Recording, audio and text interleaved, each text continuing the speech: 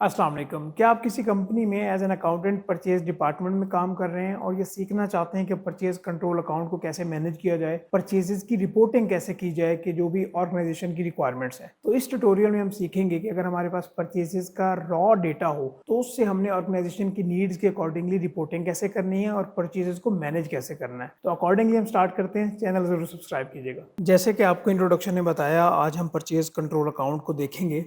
Purchase को किस तरह से प्रोफेशनली मैनेज करना है वो हम प्रैक्टिकली देख रहे होंगे। जो भी प्रैक्टिस फाइल इसमें यूज़ होंगी वो आपको डिस्क्रिप्शन में मिल जाएंगी। एक फॉर्म होगा, जैसे ही वो आप फिल करेंगे तो आपके साथ फ्री ऑफ कॉस्ट ये शेयर कर दी जाएंगी। सबसे पहले हम परचेजेस का जो रॉ डाटा है इसको देख लेते हैं और फिर ऑर्गेनाइजेशन की क्या रिक्वायरमेंट्स हैं उसको एनालाइज करते हैं। सबसे पहले देखें तो हमारे पास डेट का कॉलम आ रहा है, प्रोडक्ट का नेम आ रहा है, आइटम आईडी क्या है।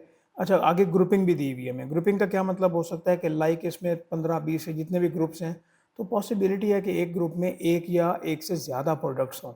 फिर उस पर्टिकुलर डेट में कितनी क्वांटिटी आई या जो परचेज़ ऑर्डर किया वो कितनी क्वांटिटी का था, उसकी एईडी में अमाउंट कितनी बनती है, सप्लायर कौन सा था और उसकी लोकेशन क्या है। ठीक है, तो ये हमारे पास बेस डेटा आ गया। अभी ऑर्गेनाइजेशन की रिक्वायरमेंट क्या है कि यहाँ पे आप हमें 3 तरह की डिफरेंट शीट्स बना के दें।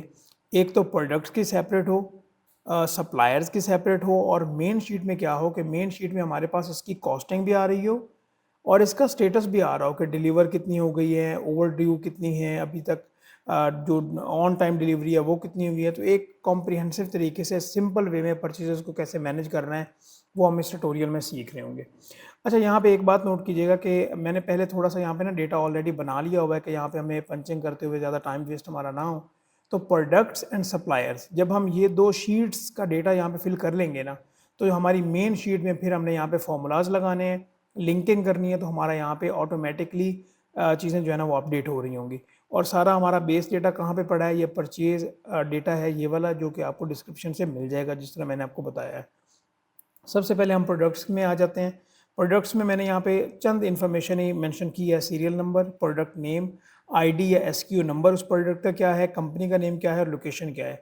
इसको एडवांस लेवल पर तक आप जितना मर्जी लेके जाना चाहें लेके जा सकते हैं। ये मैं बड़ा अभी सिंपल रख रहा हूँ इन चीज़ों को, ताकि आपकी अंडरस्टैंडिंग अच्छी डेवलप हो जाए। ठीक है। अच्छा, यहाँ पे हम क्या करेंगे, प्रोडक्ट नेम जो है, सीरियल नंबर को फिलहाल छोड़ दें। प्रोडक्ट नेम हमारे पास कहाँ से आएगा, ये हमारे पास रॉ परचेज डेटा है, यहाँ पे ये प्रोडक्ट का नेम आ रहा है। ठीक है, यहाँ से आएगा। उसके बाद आई एस क्यू वो भी वहीं पे आना है, कंपनी नेम, लोकेशन ये सारा वहीं पे आना है। लेकिन सबसे पहले हमें क्या चाहिए, हमें यहाँ पे प्रोडक्ट्स नेम्स लेके आने हैं। तो क्या करें, हम सारे को कॉपी करें और वहाँ पे पेस्ट कर दें। क्या ये तरीका होना चाहिए? ये तरीका इस तरह से हमने नहीं करना। पहले ये देखें तो यहाँ पे ये 150 हमारे पास ये प्रोडक्ट्स बनती हैं। ऐसी कंपनीज भी होती हैं जिनके हज़ारों में प्रोडक्ट्स भी होती हैं। तो मैं इसको यहाँ पे कॉपी करूँगा, समझिएगा ज़रा गौर से। यहाँ पे आगे ब्लैंक एक जगह पे हम आएंगे, वहाँ पे इसको पेस्ट करेंगे और फिर यहाँ पे हम इसमें से जो डुप्लीकेट्स हैं वो रिमूव करेंगे, क्योंकि पॉसिबिलिटी है कि जो प्रोडक्ट्स हैं उसमें काफ़ी ज़्यादा डुप्लीकेट्स हों। तो इसकी एक शॉर्ट की होती है जी, ऑल्ट ए एम। तो फिर हमसे ये पूछेगा कि आप जे कॉलम से ही डुप्लीकेट रिमूव करना चाहते हैं, हम कहेंगे यस। ठीक है, तो इसने कहा कि भाई 120 डुप्लीकेट्स जो है ना वो हमें फाउंड हुए हैं और 30 यूनिक वैल्यूज़ हमने आपको दे दी हैं। यहाँ पे तो हमें ये पता चल गया कि भाई जो प्रोडक्ट्स हैं हमारे पास वो इस तरह से बन रही हैं। ठीक है, तो यहाँ पे मैं क्या करूँगा, फिर इनको मैं यहाँ पे कॉपी करूँगा, कंट्रोल सी कर लूँगा और यहाँ पे प्रोडक्ट्स में आता हूँ और प्रोडक्ट्स में आके यहाँ पे हम क्या करेंगे, कंट्रोल वी कर देंगे। ठीक है। अच्छा, गौर से समझिएगा, एक काम हमने यहाँ पे और करना है, बल्कि यहाँ पे पहले हम डायरेक्ट फार्मूला ही लगा लेते हैं। आगे ये पूछ रहा है आईडी या एसक्यू नंबर, वो हम कैसे लेके आ सकते हैं, आप सबको पता है कि वी लुकअप का हम यहाँ पे फॉर्मूला लगाते हैं। वी लुकअप, लुकअप वैल्यू क्या है, ये प्रोडक्ट का नेम, उसके बाद मैंने कॉमा प्रेस किया, यहाँ पे टेबल अरे पूछ रहा है। हम आएंगे परचेज डेटा में, जहाँ से ये प्रोडक्ट नेम स्टार्ट हो रहा है वहाँ से हम सिलेक्ट करेंगे और यहाँ पे हम एंड तक लोकेशंस तक जाएंगे। ठीक है, और लोकेशन से नीचे तक फिर दोबारा से सिलेक्ट करेंगे और इसको फिक्स कर देंगे F4 प्रेस करके कि ये वाली जो रेंज है पूरी सिलेक्ट हो जाए। उसके बाद कॉमा प्रेस करेंगे, या यहाँ पे ज़रा देखिएगा ये फार्मूला बार में। इसके बाद ये पूछ रहा है कि आपका कॉलम इंडेक्स क्या है। हमें क्या चाहिए, हमें चाहिए आइटम आईडी, जो कि यहाँ पे है। ऐसे ही है, तो यहाँ पे मैं क्या करता हूँ, पहला हमारे पास कॉलम इंडेक्स ये बन रहा है 1 और एस क्यू या आइटम आईडी दूसरे नंबर पे है। तो यहाँ पे मैं 2 प्रेस करता हूँ, कॉमा, और उसके बाद मुझे एग्जैक्ट मैच चाहिए तो मैं यहाँ पे फॉल्स पे आके टैब प्रेस करूँगा, या आप 0 भी प्रेस कर सकते हैं, ब्रैकेट क्लोज और एंटर कर देते हैं।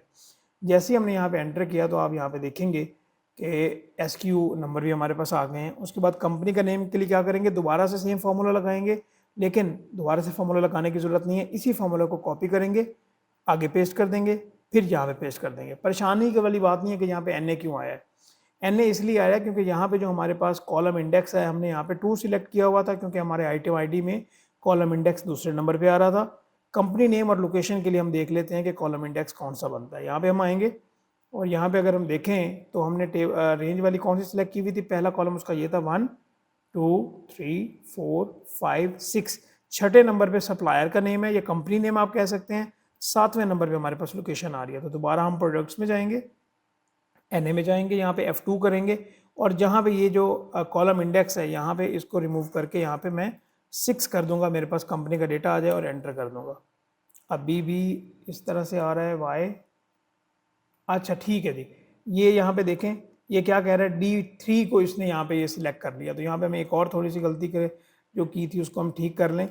जब यहाँ पे एक सेकंड में इस पूरे फॉर्मूले को एक बार रिमूव करता हूँ, Ctrl+C Ctrl+V दोबारा से F2 करते हैं। जहाँ पे ये 2 है वहाँ पे मैं करता हूँ जी 6, ठीक है। और जहाँ पे ये D3 है वहाँ पे मैं क्या कर देता हूँ, C3 कर देता हूँ, राइट। अभी ये देखें हमारे पास ये रिजल्ट आ गया। इसको नीचे की तरफ आप डबल एक बार क्या कर दें, ड्रैग कर दें तो हमारे पास ये इस तरह रिजल्ट आ जाएगा। इसी तरह से हम लोकेशन में आएंगे, F2 करेंगे, यहाँ पे भी हम पहले तो इसको C3 कर दें और फिर कॉलम इंडेक्स में आके 2 की जगह यहाँ पे 7 प्रेस कर दें क्योंकि लोकेशन जो है वो हमारे पास रॉ परचेज डेटा में 7 नंबर पे आ रही है। और यहाँ पे मैं इसको ओके कर दूंगा और यहाँ पे मैंने इसको डबल प्रेस कर दिया। अच्छा, यहाँ पे एक और पॉसिबिलिटी है कि आप ये कहेंगे कि सर आप ये इतनी मेहनत कर रहे हैं तो हम पिवट टेबल का यूज़ करके इसी डेटा पे भी हम इस तरह का काम कर सकते थे, कोशिश कर सकते थे, बट जो कंपनी की रिक्वायरमेंट है हमने उसको भी अपने माइंड में रखना है, ठीक है जी। तो ये हमारे पास ये रिजल्ट आ गया और फिर हम इस डेटा को पूरे को सिलेक्ट करेंगे। लेट्स से यहाँ पे मैं सीरियल नंबर भी मेंशन कर देता हूँ। यहाँ पे डेट हमने नहीं करनी, मैं इसको एक बार सिलेक्ट कर देता हूँ जी। ये मैंने एक बार सिलेक्ट किया यहाँ पे। इसके यहाँ पे हम कस्टम में आते हैं, कस्टम में आके इसको हम जनरल पे आ जाते हैं और 2 3 और फिर हम इसको नीचे की तरफ ड्रैग कर देते हैं। ये हमारे पास सीरियल नंबर भी आ गया। हम इस पूरे डेटा को सिलेक्ट करेंगे, Ctrl+T प्रेस कर देंगे, Ctrl+T प्रेस कर देंगे और इसको हम टेबल की रेंज में लेके आएंगे। ये पूछ रहा है कि आपके जो टेबल है उसमें हेडर्स हैं, बिल्कुल हैं, मैं यहाँ पे ओके करता हूँ और यहाँ पे ठीक है, यही फॉर्मेटिंग ठीक है। अगर यहाँ पे आपको स्टाइल चेंज करना चाहें तो आप कर सकते हैं। अगर देखा जाए तो यहाँ पे प्रोडक्ट वाली जो हमारे पास शीट है वो कंप्लीट हो गई है। अच्छा, अभी हम सप्लायर पे आते हैं और सप्लायर में आप देखें हमारे पास यहाँ पे डेट आ रही है। डेट को आप बेशक फ़िलहाल इग्नोर कर दें क्योंकि सप्लायर के हमारे पास डिटेल चाहिए। सप्लायर के नेम आने हैं, ईमेल एड्रेस जो कि आपको इनवॉइस से मिलेगा, परचेज ऑर्डर वगैरह से मिलेगा, phone number, address, quantity purchase और टोटल परचेज। तो यहाँ पे फ़िलहाल हमें सप्लायर ही हमने लेके आने हैं, ठीक है। वो कैसे लेके आएंगे, दोबारा इस शीट पे आते हैं। अच्छा, अगर हम यहाँ पे नंबर देखें टोटल सप्लायर तो हमारे पास ये भी 150 बनते हैं। तो हमने दोबारा से क्या करना है, इसको कॉपी करना है, आगे इसको हम किसी शीट पे लेके आएंगे, ठीक है। यहाँ पे मैं इसको पेस्ट कर देता हूँ, ये यहाँ पे मैं इसको पेस्ट कर देता हूँ, पेस्ट कर दिया। फिर इसमें से हम डुप्लीकेट रिमूव करेंगे, Alt+AM, डुप्लीकेट हमने रिमूव किए। यहाँ पे इसको मैं कहता हूँ भाई हमारी करंट सिलेक्शन को ही आप रखो, इसको रिमूव डुप्लीकेट्स एंड ओके कर देते हैं, ठीक है जी। इसने हमें 18 यूनिक वैल्यूज़ दे दी हैं, ठीक है। 18 यूनिक वैल्यूज़ के हमारे टोटल 18 सप्लायर्स हैं जहाँ से हम ये सामान ले रहे हैं। कॉपी किया हमने यहाँ पे और सप्लायर्स में यहाँ पे हम आते हैं। सप्लायर्स में हम आते हैं जी, ये सप्लायर्स में आ गए और यहाँ पे हम इसको पेस्ट कर देते हैं या पेस्ट स्पेशल कर देते हैं एज यू लाइक। तो यहाँ पे हमने ये भी कर दिया। अच्छा, ये यहाँ तक आपको कोई मसला आया, उम्मीद है आना भी नहीं चाहिए। हम इसको दोबारा से सिलेक्ट करेंगे सारे डेटा को नीचे तक और इसको भी टेबल के फॉर्मेट में लेके आएंगे। अभी मैं बताता हूँ कि टेबल के फॉर्मेट में हम इसको क्यों लेके आए हैं। Ctrl+T प्रेस करेंगे और यस, हमारे टेबल में हेडर्स हैं और इसका हम जो कलर है वो थोड़ा सा डिफरेंट कर देते हैं। सही हो गया जी। अच्छा, एक और बात भी नोट कीजिएगा, लेट्स से अगर आपके पास ये वाली शीट नहीं है, आपके पास रॉ इनवॉइसेस आ रही हैं, तो फिर भी आप क्या कर सकते हैं, प्रोडक्ट्स एंड सप्लायर्स की आप डिटेल्स मेंशन पूरी करेंगे और उसके बाद मेन शीट में आप उसकी समरी बना सकते हैं। ज़रूरी नहीं है कि आपके पास ये रॉ परचेज डेटा हो, लेकिन यहाँ पे अगर हमारे पास है तो इसको रिपोर्टिंग सेगमेंट में हमने इस तरह से लेके आना है। अच्छा, अच्छा, यहाँ पे हमारे पास हम मेन शीट में आ गए हुए हैं। मेन शीट में अगर हम आए तो यहाँ पे रॉ परचेज डेटा में हमारे पास जो पहली डेट आ रही है, डेट कहाँ पे भाई, 1 जनवरी 2025 आ रही है। तो यहाँ पे मैं मेंशन करता हूँ जी 1 जनवरी 2025, और देखिएगा इंशाल्लाह कि ये कैसा बेहतरीन काम होता है। अच्छा, यहाँ पे अभी हमें प्रोडक्ट्स लेके आनी है, तो यहाँ पे हमसे कोई मेन शीट में एरर ना हो, हम वो क्या करेंगे काम, हम एक काम करेंगे कि हम यहाँ पे प्रोडक्ट्स वाली साइड पे आएंगे। मैं यहाँ पे नीचे आता हूँ जहाँ पे मेरे सीरियल नंबर और प्रोडक्ट्स एंड हो रही हैं, मैं यहाँ पे इक्वल टू प्रेस करता हूँ, और बिल्कुल जहाँ स्टार्ट से प्रोडक्ट शुरू हो रही हैं सीमेंट बैग से लेके एंड तक, मैं इसको सिलेक्ट कर लेता हूँ। और यहाँ पे नीचे आप देखेंगे कि यहाँ पे आपके पास ये प्रोडक्ट नेम, ये टेबल इस तरह से लिखा आ गया है। इसको आप कॉपी करेंगे इक्वल टू से पहले पहले तक, ये कॉपी कर लिया और इसको आप एक बार स्केप कर दें। फिर आप मेन शीट पे आएंगे, जहाँ पे प्रोडक्ट आ रहा है यहाँ पे आप आएंगे, डेटा में आएंगे, और डेटा में आके आगे डेटा वैलिडेशन टूल में आएंगे। यहाँ पे आप सिलेक्ट करेंगे लिस्ट, ठीक है।